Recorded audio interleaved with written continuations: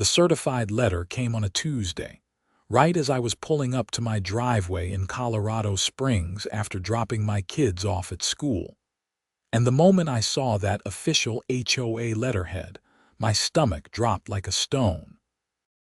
I'm Oliver Stark, and I've lived in the Pleasant Meadows community for 3 years now. When my wife Sarah and I first moved here with our 2 kids, Emma and Jake, we thought we'd found the perfect place. The neighborhood had immaculate lawns, a beautiful common area with a playground, and the schools were top-notch.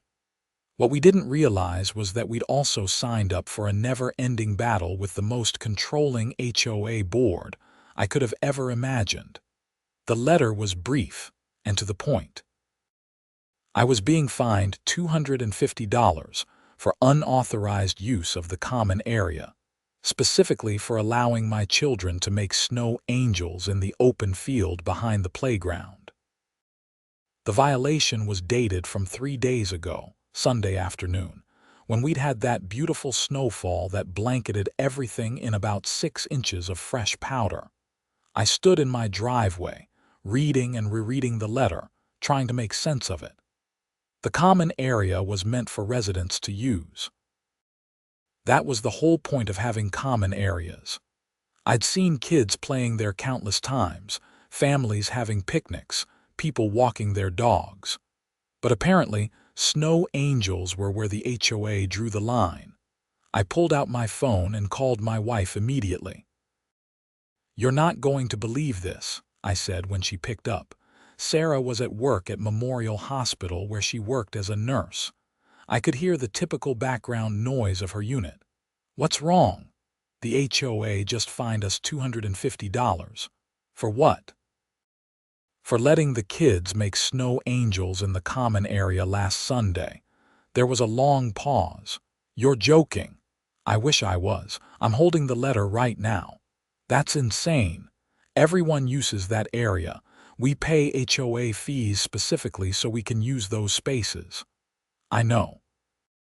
I'm going to look through our HOA documents. There has to be something about this in the bylaws." "Do you want me to come home early?" "No, stay at work. I'll handle this. I'm just calling to let you know in case it turns into something." "It better not turn into something. This is ridiculous." After we hung up, I went inside and pulled out the thick binder of HOA documents we'd received when we first bought the house. I'd read through them initially, but I'll admit, I hadn't memorized every detail.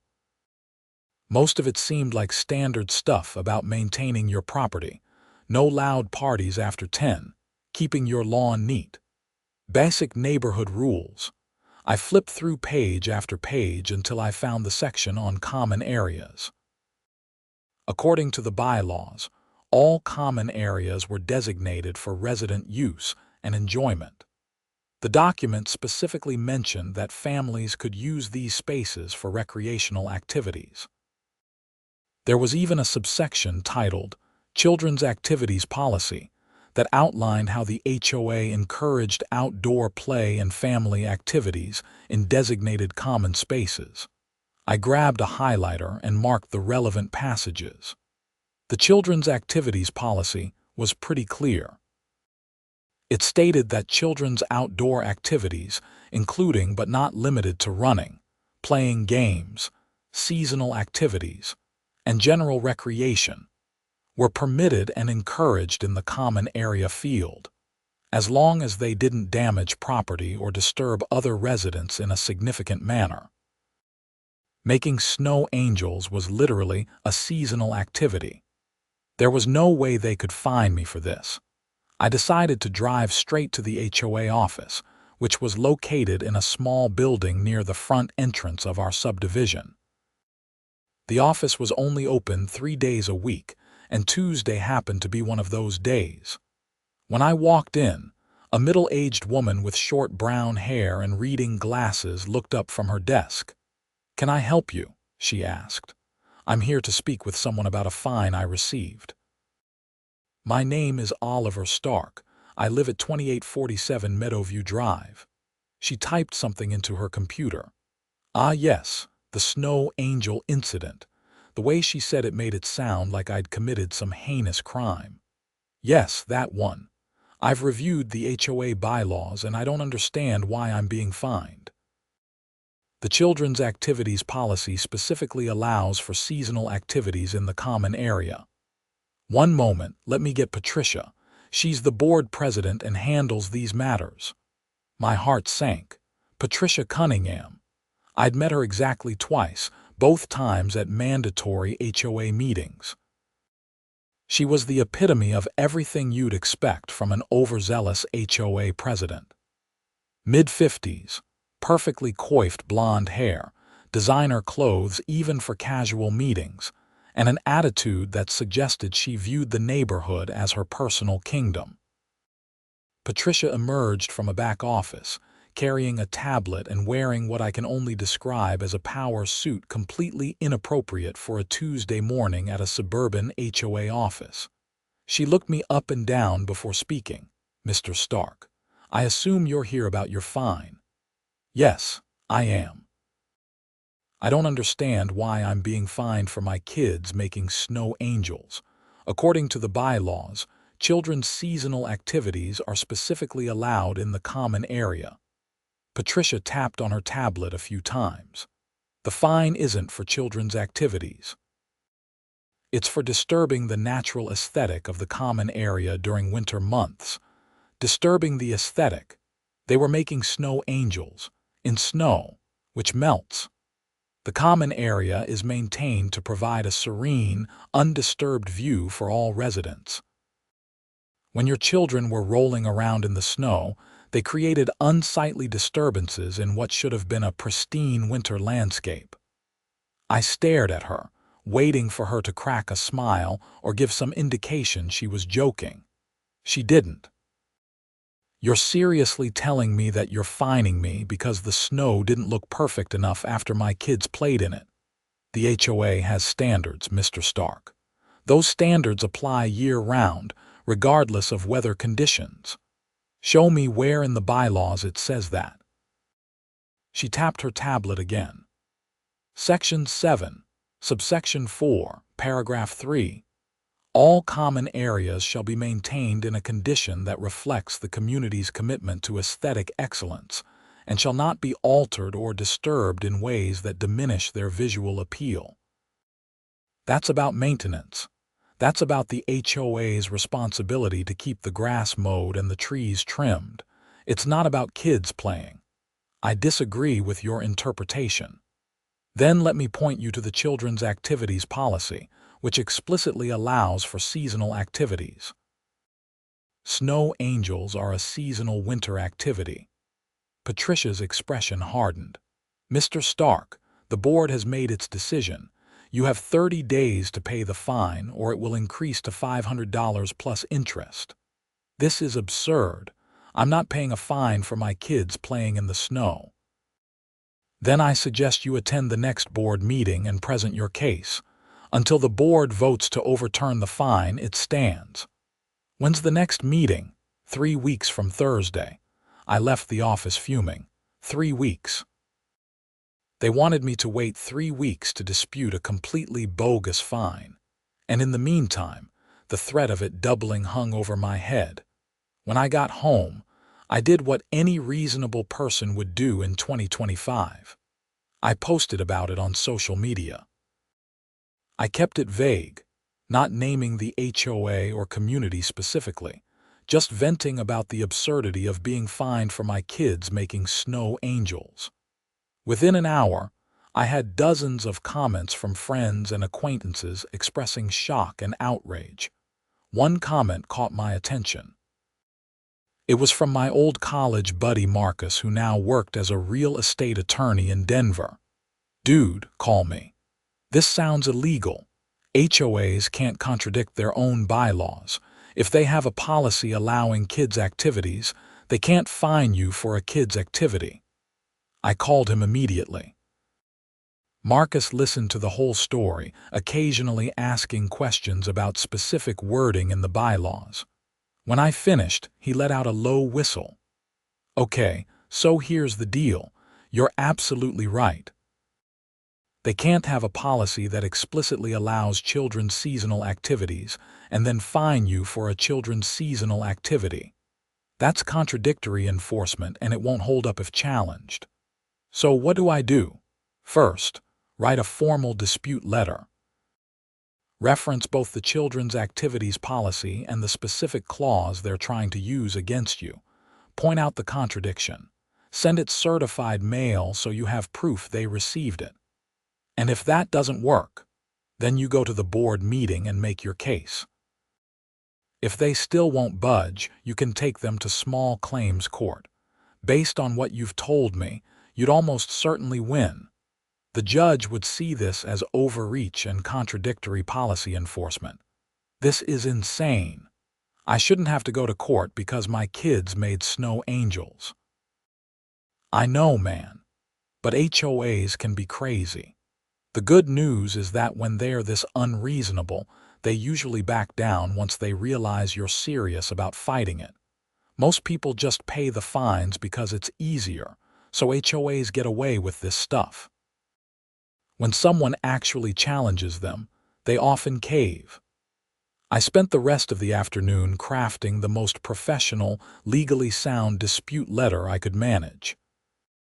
I cited specific sections and subsections, included photos of the common area showing that there was no actual damage or permanent disturbance, and pointed out the direct contradiction between the children's activities policy and their interpretation of the aesthetic maintenance clause. I also did something else. I went to talk to my neighbors. The family directly next to us, the Johnsons, had 3 kids who I'd seen playing in the common area regularly. I knocked on their door and Tom Johnson answered, his youngest kid hanging off his leg. "Hey, Oliver, what's up? Did you get a letter from the HOA recently?" His expression immediately shifted. "About my kids playing in the snow. Yeah, $50 fine for snowball fights being too loud." My jaw dropped. "They fined you too last week." "I just paid it because it was only $50 and I didn't want to deal with the hassle." "Tom, you shouldn't have paid it. They're violating their own bylaws. There's a whole policy about kids being allowed to do activities in the common area." "Really? I didn't know that." "I just figured the HOA could do whatever they want." "No, they have to follow their own rules. I'm fighting my fine, you should too." Tom looked uncertain. "I already paid mine though. You could probably request a refund if you show them they were wrong." We talked for a few more minutes, and Tom agreed to at least look into it. I went to 2 more houses on my street and discovered that both families had also received fines in the past month. One for their kid riding a bike on the common area path, supposedly too close to sunset. Another for having a snowman that apparently violated some unwritten rule about temporary structures. This wasn't just about my fine.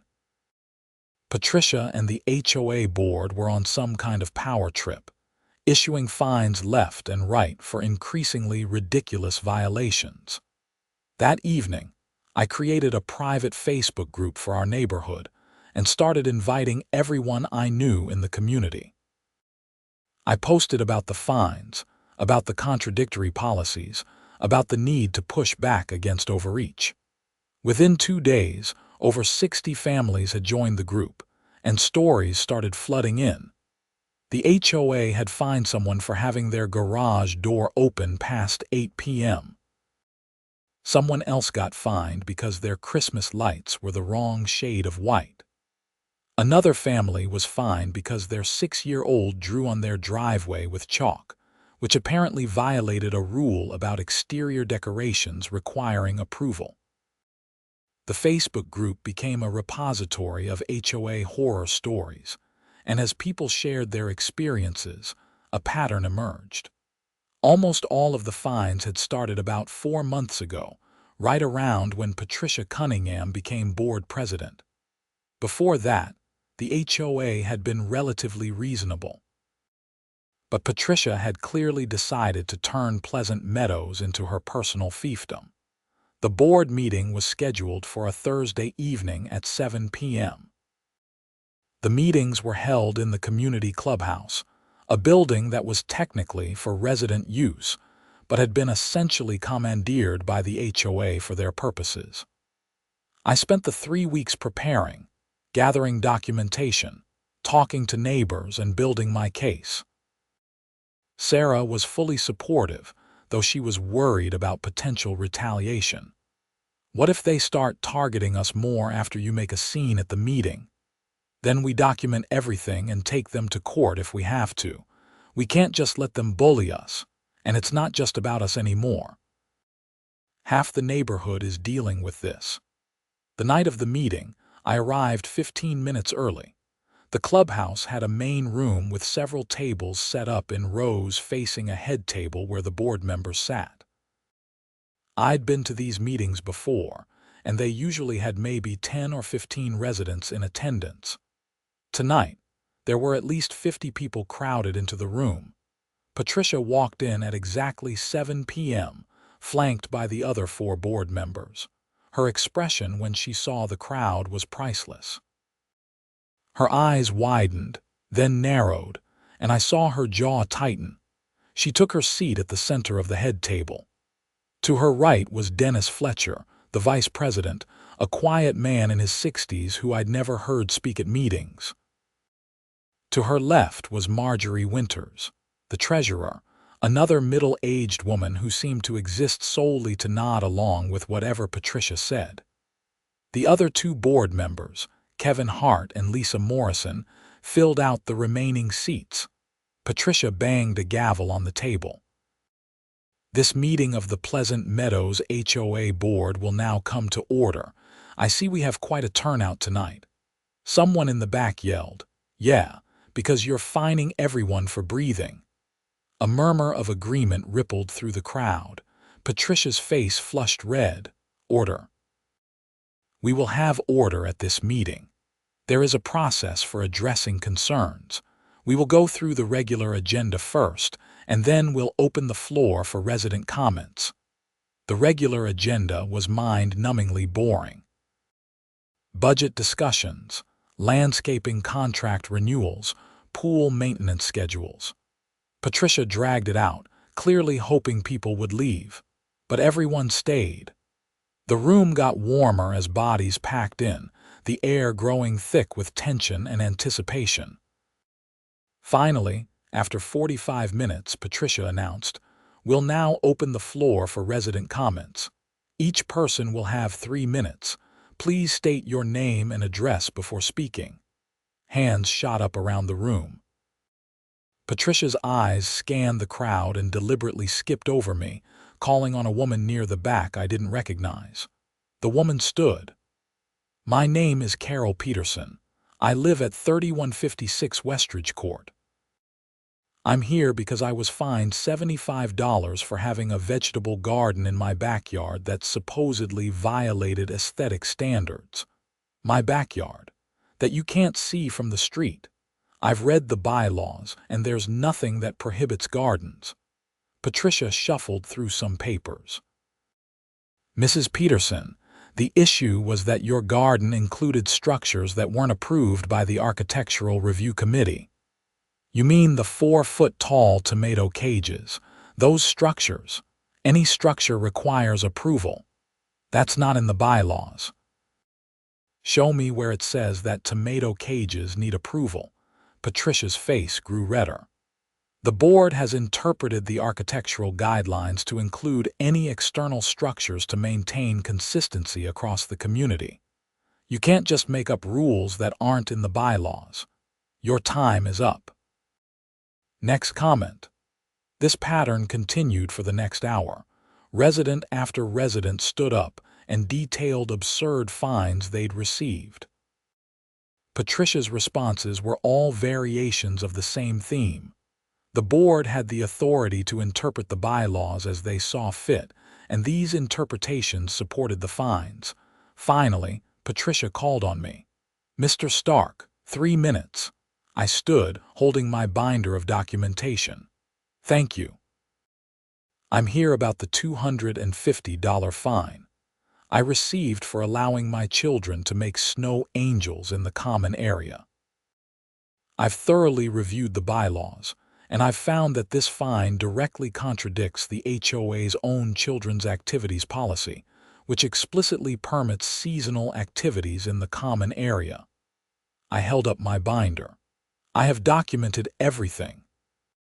The policy states that children's outdoor activities, including seasonal activities, are permitted and encouraged.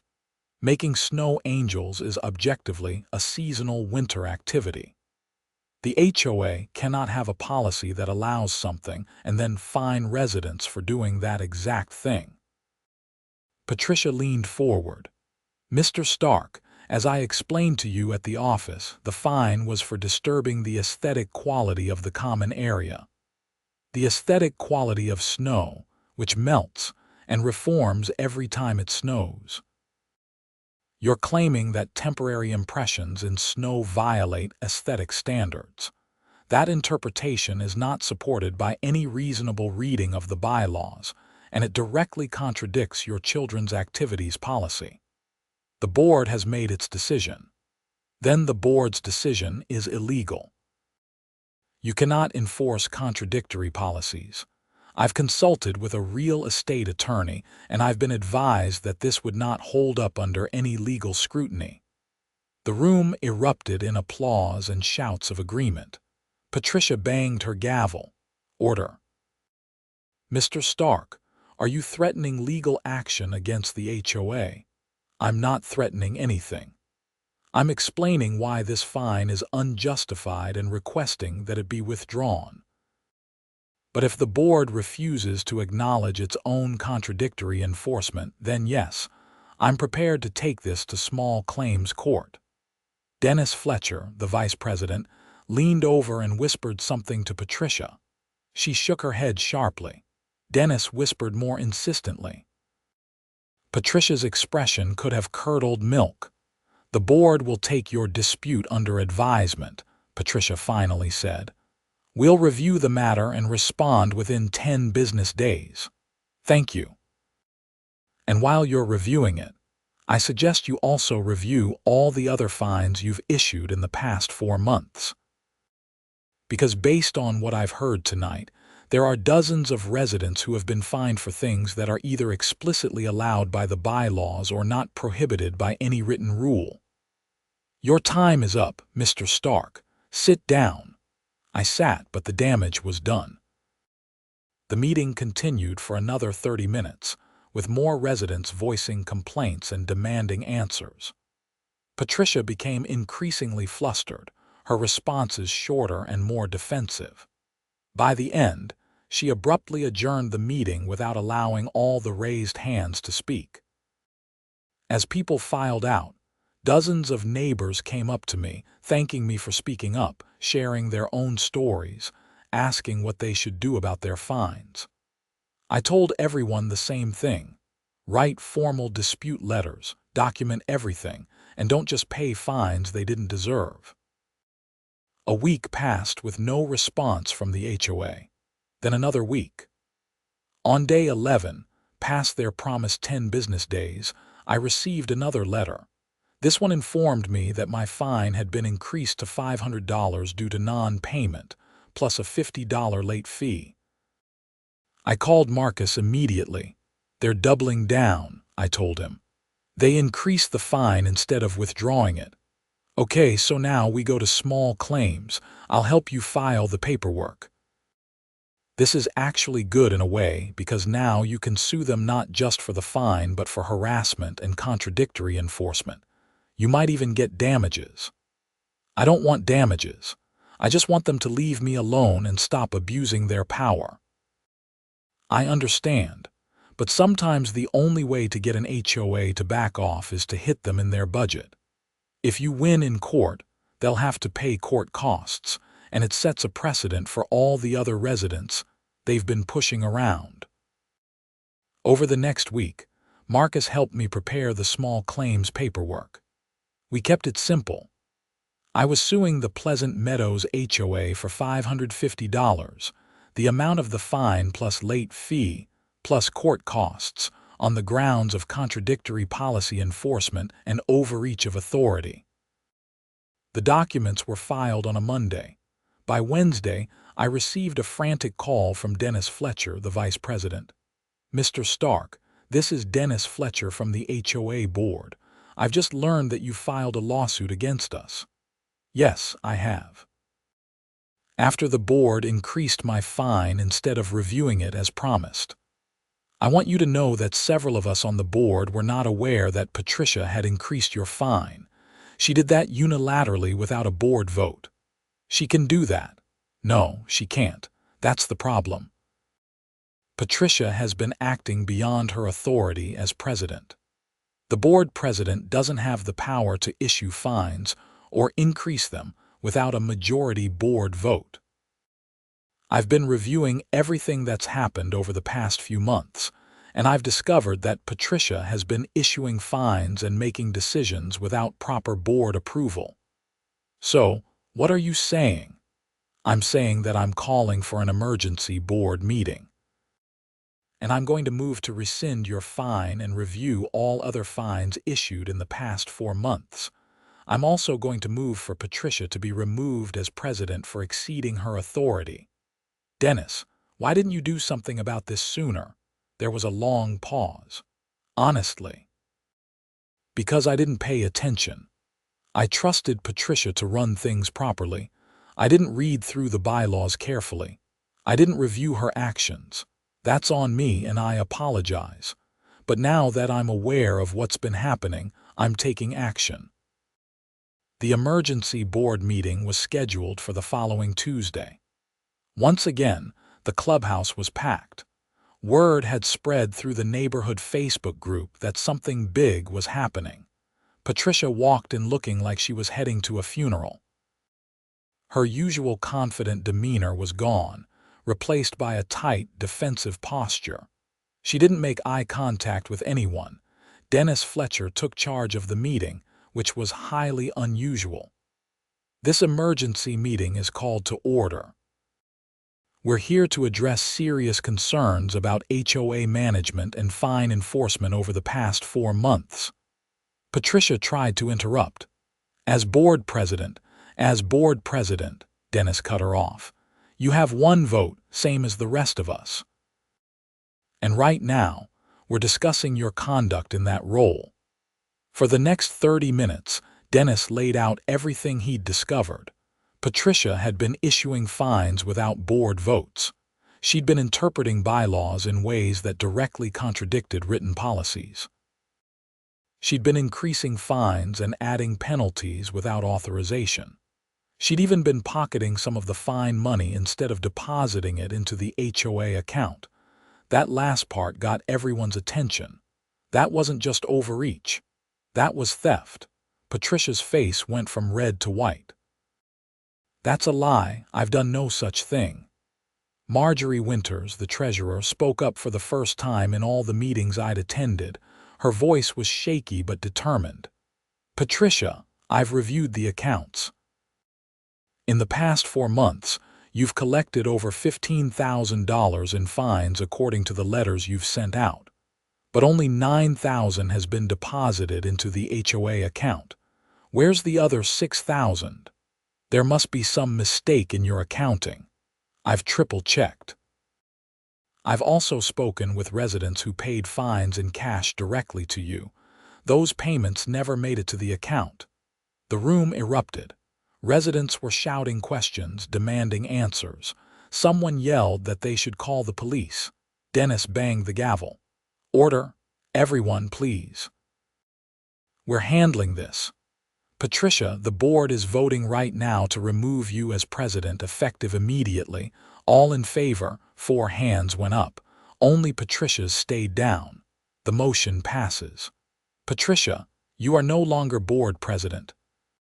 Furthermore, we are rescinding all fines issued without proper board approval over the past 4 months.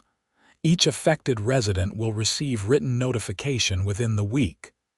"You can't do this," Patricia said, her voice shrill. "We just did. And regarding the missing funds, We are reporting this to the Colorado Springs Police Department for investigation. If you've taken money that belongs to the HOA, that's theft, and it's a criminal matter." Patricia stood up so abruptly her chair fell over backward. "This is outrageous. I've done nothing but try to maintain standards in this community. You're all ungrateful. This neighborhood was falling apart before I took charge." "You took charge and became a tyrant," someone shouted from the crowd. Patricia grabbed her belongings and stormed out of the clubhouse. The meeting continued for another hour, with the remaining board members apologizing to residents and outlining steps to reform HOA procedures and prevent future abuse of power.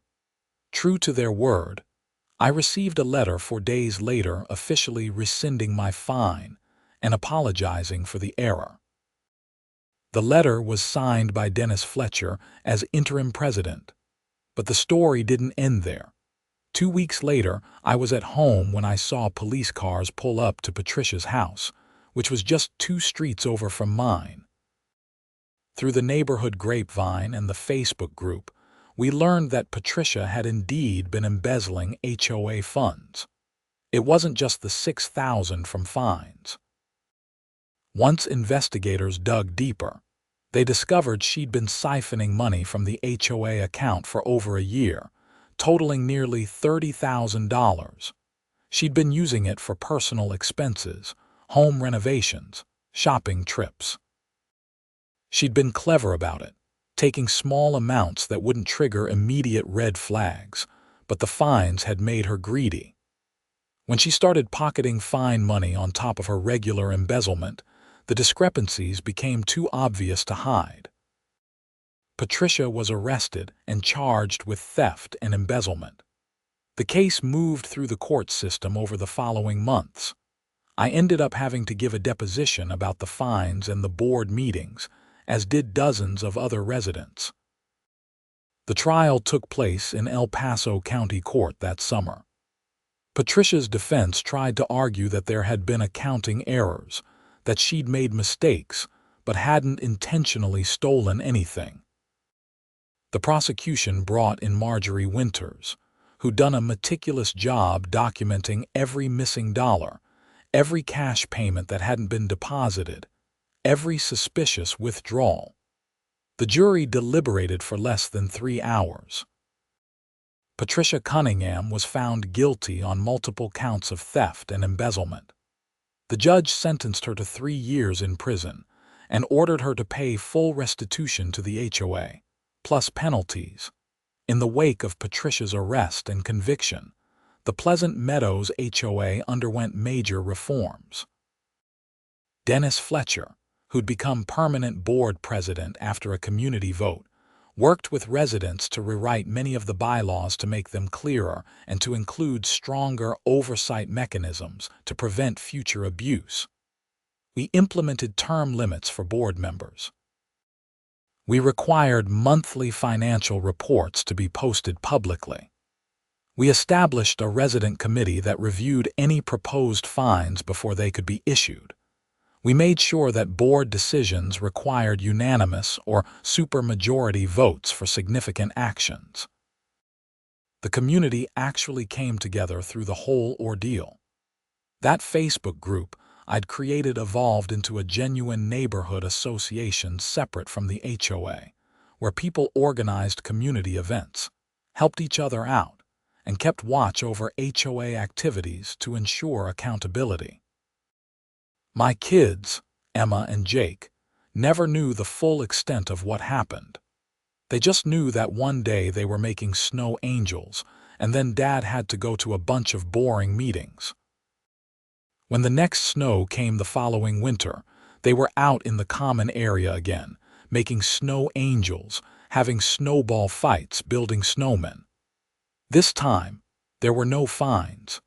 Instead, Dennis and several other board members brought their own kids and grandkids to join in. Sarah and I stood at the edge of the common area, watching the kids play. She slipped her hand into mine. "I'm proud of you," she said. "You could have just paid the fine and moved on, and let them keep bullying everyone. No way." You know what's funny? If Patricia had just left people alone, if she'd just been a reasonable HOA president, we never would have looked closely at the finances. She might have gotten away with the embezzlement for years. Greed and power. Bad combination. Emma came running up to us, her face red from cold and excitement. "Dad, come make snow angels with us." I looked at Sarah. She grinned. "Go on, I'll take pictures for the neighborhood group." I spent the next 20 minutes lying in the snow, moving my arms and legs to create angel wings and gowns, my kids laughing beside me. Other parents joined in. We must have made 50 snow angels across that field, a chaotic, beautiful mess of disturbed snow and family joy. Later, when the photos hit the neighborhood Facebook group, someone commented, "Take that, aesthetic standards." The comment got 200 likes. Dennis Fletcher even commented, "This is what common areas are for. Enjoy, everyone." Life in Pleasant Meadows returned to normal, or rather, returned to what normal should have been. The HOA existed to maintain common spaces and handle necessary community business, not to micromanage residents' lives or generate revenue through petty fines. We still had rules, but they were reasonable rules, enforced reasonably, by people who understood they were serving the community, not ruling it. I kept all the documentation from the whole ordeal in a binder in my office.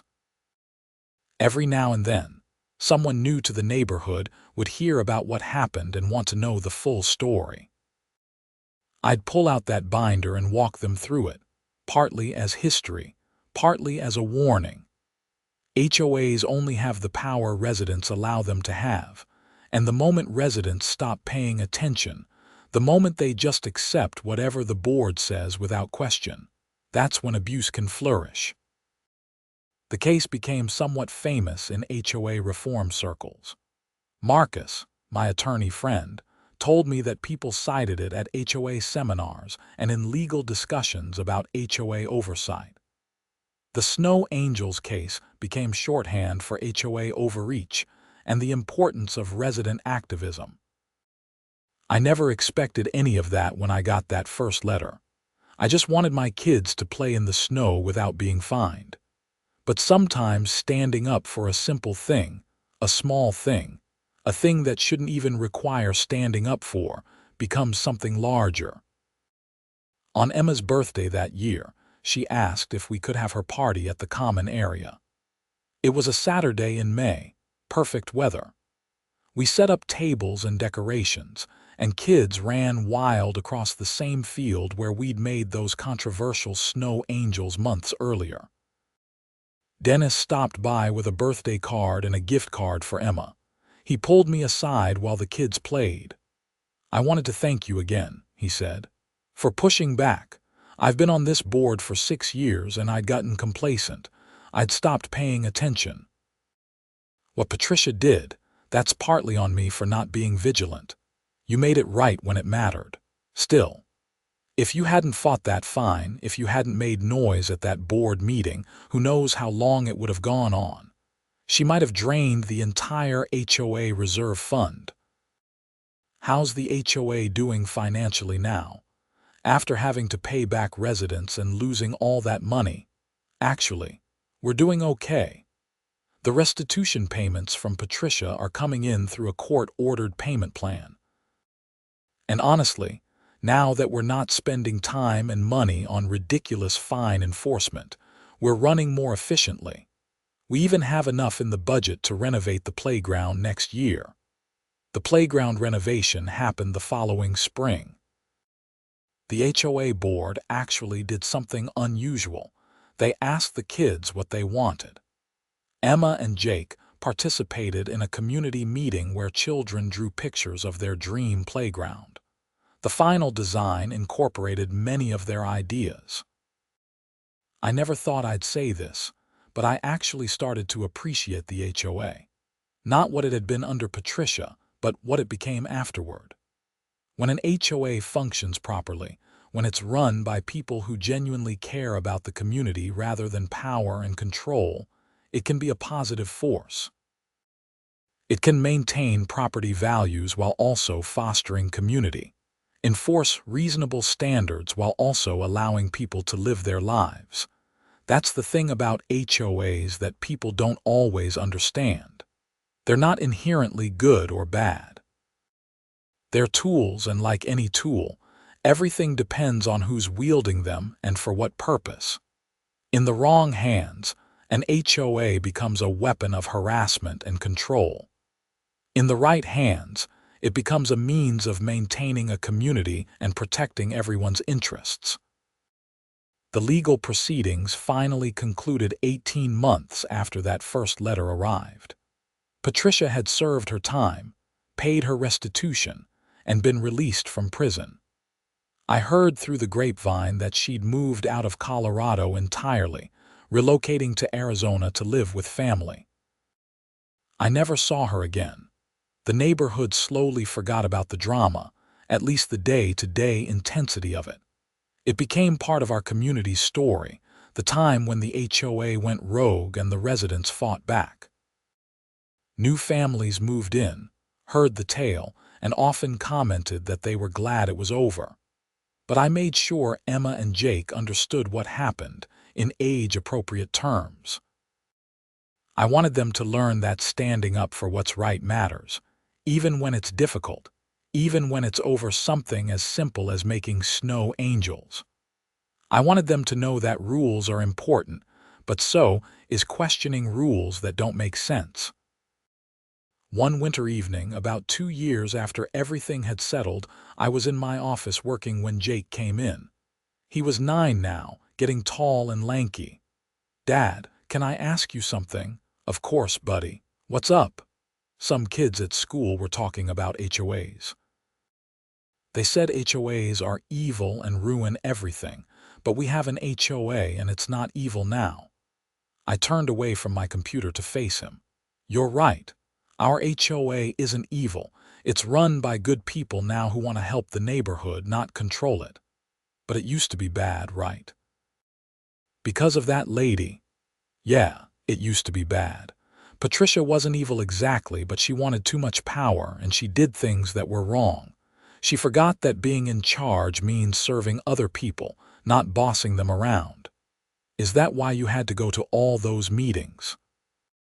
"That's exactly why. Because when someone in charge does something wrong, regular people have to speak up. Otherwise, wrong things keep happening." "That makes sense." He paused. "Can I go make a snow fort in the common area tomorrow if it snows?" I laughed. "Absolutely. That's what it's there for." The snow came that night, and true to his request, Jake spent the next afternoon building an elaborate snow fort with his friends.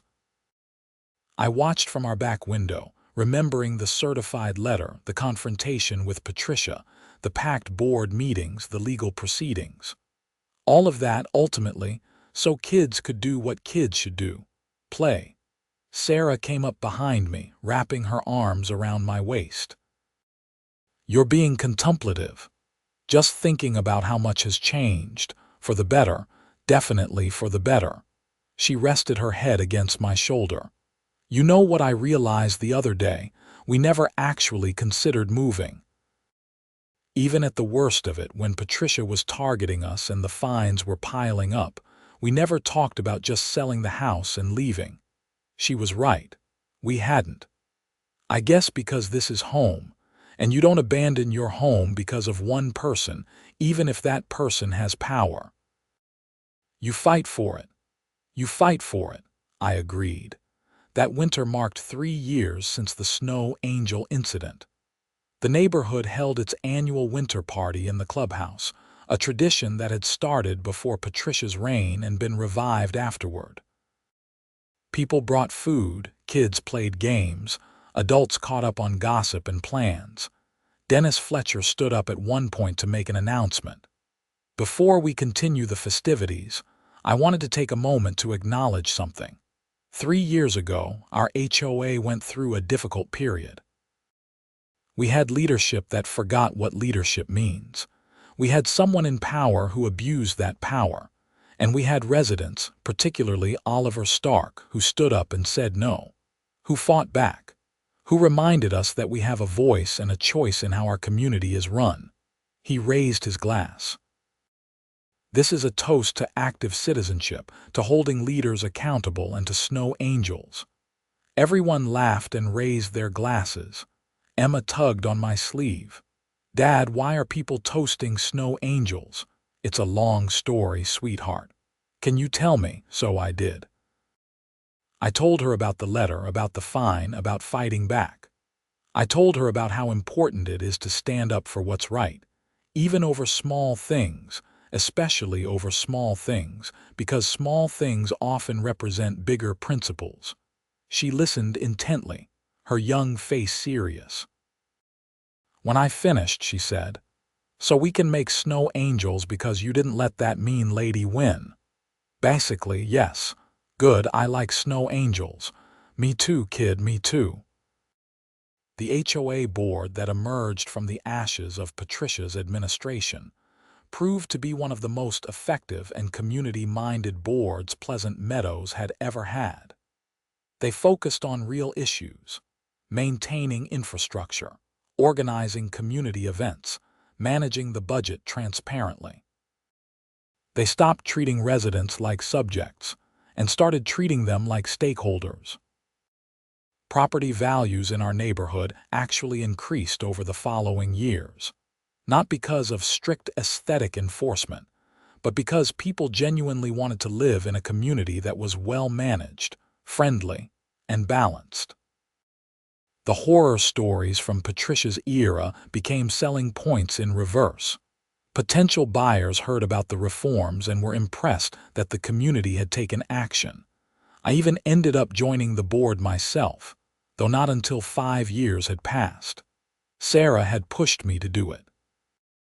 You've got the institutional knowledge, you understand the importance of restraint in enforcement, and people trust you. I was reluctant at first. I'd spent so much time fighting the HOA that becoming part of it felt strange. But I eventually agreed, figuring I could help maintain the reforms and ensure we never slid back into the Patricia Cunningham era. My first meeting as a board member was surreal. I sat at that head table where Patricia had once sat, looking out at a modest crowd of residents attending the monthly meeting. We went through the agenda efficiently, discussing truly necessary business. When we opened the floor for comments, people asked reasonable questions and got straightforward answers. No confrontation, no drama, no absurd fines being protested. It was, in a word, boring. And it was perfect. After the meeting, a young couple approached me, new to the neighborhood. The woman was pregnant, and they just closed on a house 2 weeks earlier. "Mr. Stark, I'm Jennifer, this is my husband Mike. We wanted to introduce ourselves. Please call me Oliver. Welcome to Pleasant Meadows." "Thanks." We actually bought here partly because of what happened with the HOA. Our realtor told us the whole story. We really wanted to live somewhere with an active, engaged community. Mike nodded. Too many places, people just don't care, you know. They pay their dues and ignore everything else. Then they're surprised when things go wrong. "You're absolutely right," I said. "The best prevention against HOA problems is resident involvement." We chatted for a few more minutes, and as they left, Sarah came over. She'd stayed for the meeting, sitting in the audience. "You did good up there." "Very professional, very fair." "Thanks. It's weird being on this side of the table. You'll get used to it, and you'll be good at it because you remember what it's like to be on the receiving end of HOA nonsense." She was right. My experience fighting Patricia's fines informed every decision I made as a board member. Whenever someone proposed a new rule or policy, I asked, "Is this actually necessary? Does it serve a real purpose, or are we just trying to control people?" Whenever a potential violation was reported, I asked, Is this actually harming anyone or diminishing property values, or are we being petty? Not every board member always agreed with my level of skepticism toward enforcement, but they respected the perspective. We found a balance. Rules existed, standards were maintained, but always with the understanding that we served the residents, not the other way around. The snow angels became a kind of unofficial symbol for the neighborhood. Someone even created a small monument, a stone carved with the image of a snow angel and a plaque that read, "Pleasant Meadows Common Area, a space for community, play, and freedom." It was placed at the edge of the common area field, funded by voluntary donations from residents who'd been part of the fight against Patricia's regime. At the dedication ceremony for the monument, I was asked to speak. I kept it brief. "This stone isn't really about snow angels," I said. "It's about remembering that communities work best when people care about each other more than they care about arbitrary rules. It's about leadership that serves rather than dominates. And it's about everyday people finding their voice and using it. May we never forget these lessons, and may our children always feel free to play in the snow." Emma and Jake unveiled the monument, pulling off a sheet to reveal the carving. Everyone applauded. Photos were taken. The local newspaper even sent a reporter who wrote a feature about the HOA's transformation. That article got picked up by a few national outlets interested in HOA reform stories. I did a couple of phone interviews, always emphasizing the same points. HOAs need oversight, residents need to stay involved, and bylaws should serve the community's genuine interests, not petty control. Years continued to pass. Emma went to middle school, then high school. Jake followed a couple years behind. The neighborhood remained stable and peaceful. The HOA functioned as it should, invisibly most of the time, efficient when needed, never tyrannical. Sometimes on winter evenings, I'd stand at my window and watch kids playing in the common area, making snow angels just like my kids had done so many years ago. It never stopped making me smile, never stopped feeling like a small victory worth fighting for. Because that's what it was, ultimately. A small victory. Most people never have to take an HOA to court, never have to stand up at a board meeting and challenge authority. Most people just live their lives, pay their dues, follow reasonable rules, and never think twice about it. But when you do have to stand up, when you do have to fight back against overreach and abuse of power, it matters. It matters more than just the immediate issue. It sets precedents, creates accountability, shows others that resistance is possible. The snow angels were never just about snow angels. They were about freedom, family, community, and the principle that people in power answer to the people they serve, not the other way around. On the 10th anniversary of the original fine letter, I was cleaning out some files in my office and came across that original certified letter from Patricia. I reread it, marveling at how absurd it seemed in retrospect. $250 for disturbing the aesthetic of the snow. It was almost funny now, though it hadn't been funny at the time. I showed it to Sarah over dinner that evening. Our kids were older now, both teenagers more interested in their phones than family conversation, but I got their attention. "Hey, look at this. This letter came exactly 10 years ago today." Emma glanced at it. "Oh wow, is that the snow angel fine?" "The infamous snow angel fine," Jake corrected her. "The one that started everything." "Do you guys remember that time at all?" I asked. Emma shrugged. "Not really. I remember making snow angels. I remember you going to meetings. That's about it." "I remember people being really mad at someone," Jake said.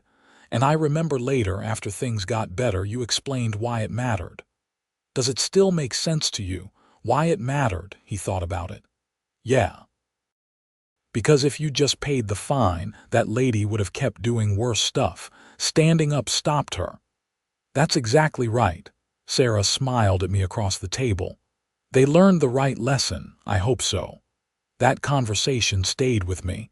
Had I done the right thing? Absolutely. Would I do it again? In a heartbeat. But I also recognized how easily it could have gone differently. If I hadn't known about the children's activities policy in the bylaws, if I hadn't had a lawyer friend willing to help, if other residents hadn't also spoken up and shared their stories, if Dennis Fletcher hadn't found his conscience and investigated Patricia's actions, any one of those factors going differently, and Patricia might still be in charge, still issuing absurd fines, still stealing from the HOA. Or maybe someone else would have eventually challenged her. Maybe the embezzlement would have been discovered through a routine audit. Maybe. But it happened the way it happened, and Pleasant Meadows was better for it. That's what mattered. I eventually left the HOA board after serving 2 terms. I'd done what I set out to do. Helped maintain the reforms, ensured transparency, kept the focus on service rather than control. Other good people stepped up to fill the roles, people who understood the lessons of Patricia's era and were committed to not repeating them. Life moved on as it does. Emma graduated high school and headed off to college in Boulder. Jake was right behind her, eventually ending up at Colorado State. Sarah and I became empty nesters, rattling around in our house that suddenly felt too big. We talked about selling, about downsizing, maybe moving to a condo downtown. But we never did. Pleasant Meadows was home. We'd fought for it, shaped it, invested too much of ourselves to leave. And besides, where else could we look out the window and see kids making snow angels without fear of HOA fines? On a winter day 15 years after that original fine letter, I was taking a walk through the neighborhood when I ran into Dennis Fletcher. He'd aged, as we all had, his hair completely white now, his pace slower. But his smile was the same. "Oliver, haven't seen you in a while. How are Sarah and the kids?" We chatted for a few minutes, catching up on family news. Then Dennis said something that surprised me. "You know, I think about Patricia sometimes, about what happened." "Yeah, what do you think about?" I wonder if she ever regretted it. If she ever realized that she had a good thing, a chance to actually serve the community, and she threw it all away for petty power and theft. I doubt it. People like that usually find a way to blame everyone else. Probably true. He paused. But I also think about what I learned from all of it, about paying attention, about not abdicating responsibility. I served on the board for 8 more years after she left, and I tried to honor those lessons every day. You did good, Dennis. The neighborhood's in a great place because of people like you. Because of people like you, you started it. You stood up first. We parted ways, and I continued my walk, letting his words settle over me. I'd stood up first. That was true. But standing up had only mattered because others joined in, because the system, however flawed, still had mechanisms for accountability and justice. That's the hopeful part of the story.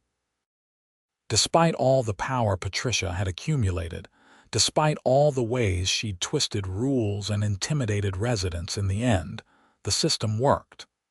It worked because people used it, because they didn't give up, because they believed that things could be better. As I walked past the common area, I saw a family I didn't recognize. New residents, probably. Their 2 small children were making snow angels in the field, their laughter carrying on the cold air. The parents stood nearby, smiling and taking photos. I stopped and watched for a moment.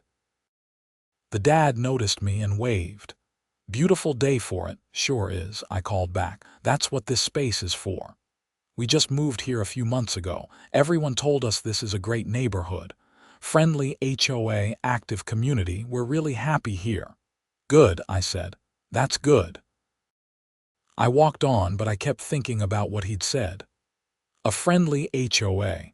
That shouldn't be noteworthy. That should be the default. But it's not in many communities. The fact that Pleasant Meadows had become known for having a friendly, reasonable HOA was a direct result of what happened 15 years ago. The Snow Angel incident had ripple effects that extended far beyond one fine being rescinded. It changed the culture of our entire community. It established principles that subsequent board members followed. It empowered residents to speak up when they saw problems because they'd seen that speaking up could work. That night, Sarah and I sat on our couch, a fire crackling in the fireplace, both of us reading. It was peaceful, quiet, ordinary. These were the moments I treasured most now that the kids were grown and gone. Just being together, no drama, no battles to fight, no letters from the HOA threatening fines. "What are you thinking about?" Sarah asked without looking up from her book. "How did you know I was thinking about anything?" You get this expression, kind of distant. "You've been doing it all evening." "I was just thinking about how nice it is that nothing's happening. No HOA drama, no community crisis, just regular life." She set her book down and looked at me. "You miss it a little, don't you, the fight?" "No, yes, maybe. I don't miss the stress, but I miss feeling like I was doing something important." You are doing something important. You're living a good life, being a good person, being here for the people you love. That's the most important thing there is. She was right, as usual. The biggest victories aren't always the dramatic ones. Sometimes the biggest victory is simply living well, freely, without unnecessary interference or control. The Snow Angels weren't important because of the fight they caused. They were important because kids should be free to make them without fear. That freedom, that simple ability to play in the snow without repercussion, was what I'd fought for. And it continued, year after year, winter after winter, long after most people forgot about the battle that had secured it. In the end, that's how you measure whether standing up was worth it. Not by the drama or attention at the time, but by the quiet, lasting changes that persist. By the kids who grow up in a community that values freedom and play. By the families who feel empowered to speak up when something's wrong. By the board members who remember the lessons of overreach and choose restraint instead. Pleasant Meadows became that kind of place because people cared enough to fight when fighting mattered. And now that the fight was won, it remained that kind of place because people cared enough to maintain what had been achieved. The snow continued to fall outside our window, blanketing the neighborhood in fresh white.